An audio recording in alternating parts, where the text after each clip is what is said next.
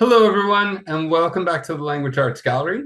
Today, we are going to talk about writer's stance, and we're going to talk about how you can recognize a writer's stance when you read an article, and also how you can develop a stance of your own when you write academic essays. So let's get started. Okay, so let's take a look at this academic essay that is written about GMOs, or genetically modified organisms. So when I look at this, I want to know the writer's stance. When I talk about the writer's stance, I'm talking about how does the author feel about this particular topic. So I want to know, how does the author feel about GMOs? And usually I can find that information in the introductory paragraph.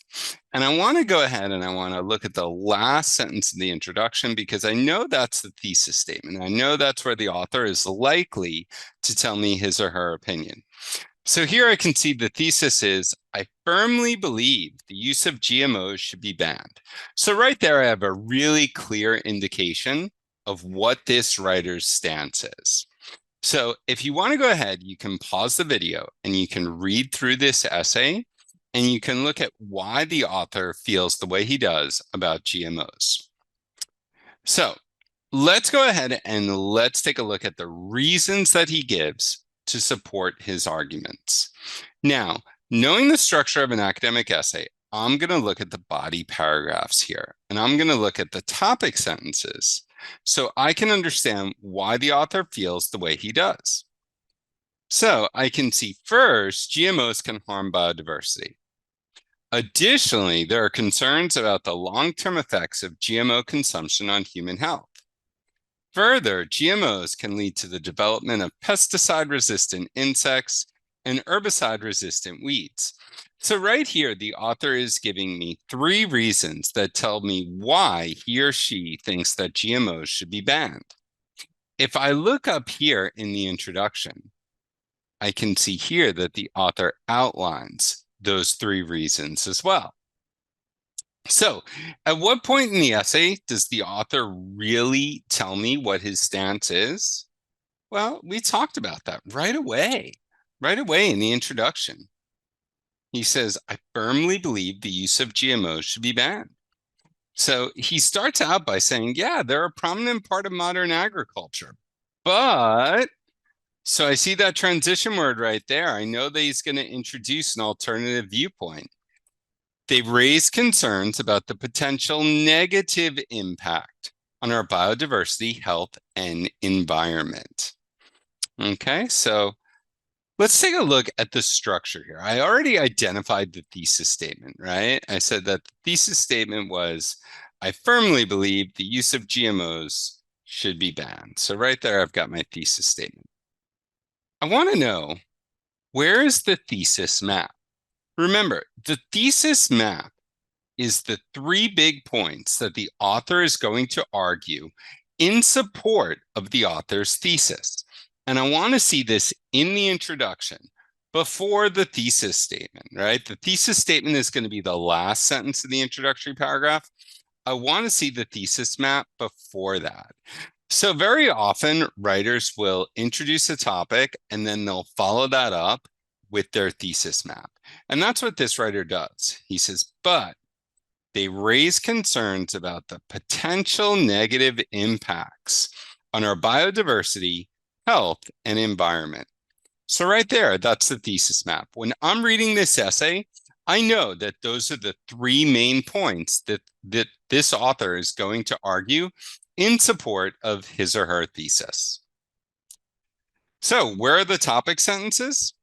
Well, we went over that. We identified the topic sentences, right? We said, firstly, GMOs can harm biodiversity. Right there, that's evident in my thesis map.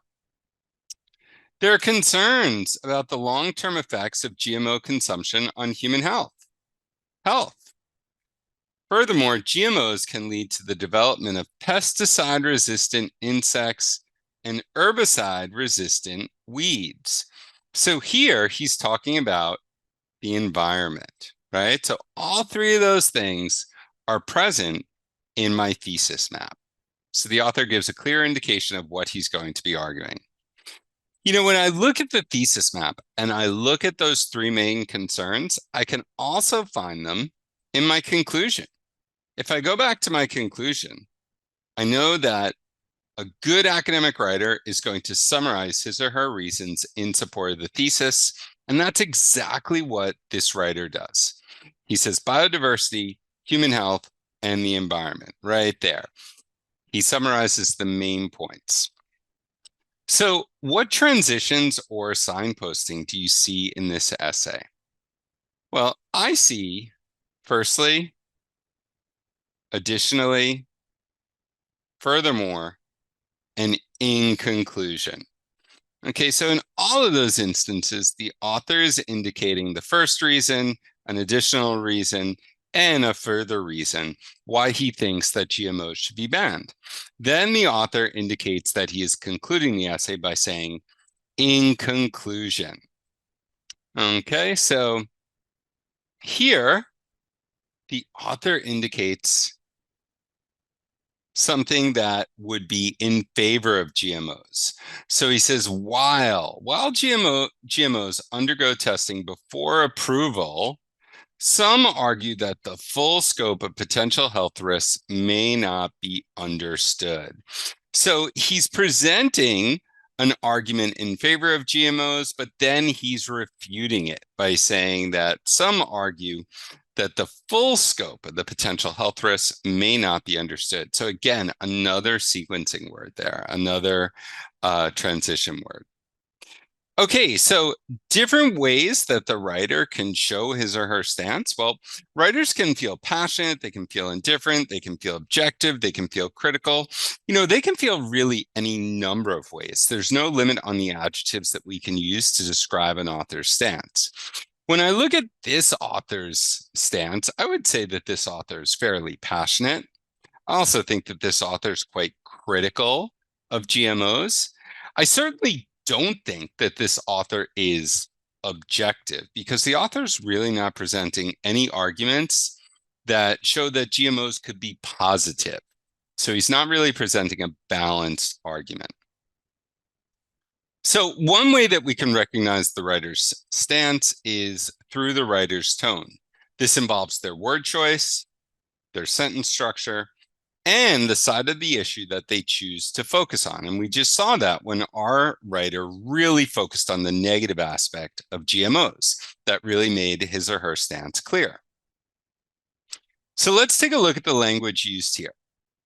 And let's think about how we could change the highlighted language to make it a little bit stronger against GMOs.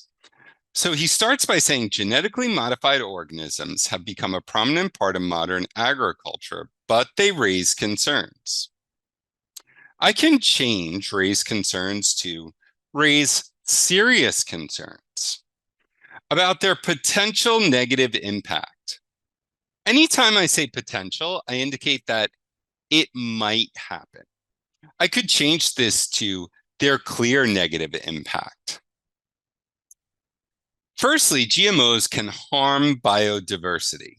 Anytime you have a modal verb like can or may, simply by deleting that modal verb, you make the statement stronger.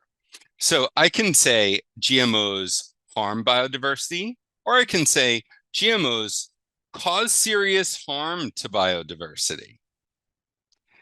They may outcompete. Again, I can simply delete may and just say they outcompete. They outcompete native species and reduce the diversity of plant life. Reduce is a very objective term. I want to make this stronger. So I'm going to say they devastate the diversity of plant life.